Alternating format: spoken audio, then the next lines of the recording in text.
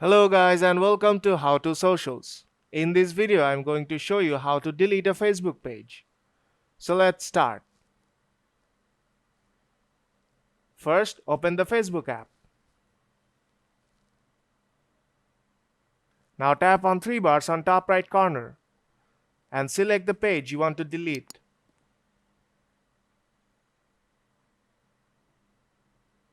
Now tap on the settings icon on top right corner and go to General.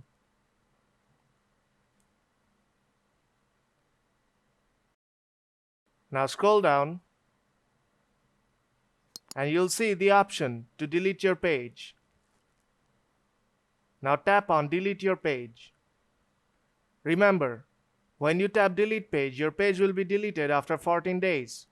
And you can restore your page anytime within those 14 days. Now tap Delete to delete your page. So if you find this video helpful, don't forget to leave a like. And see you in the next tutorial.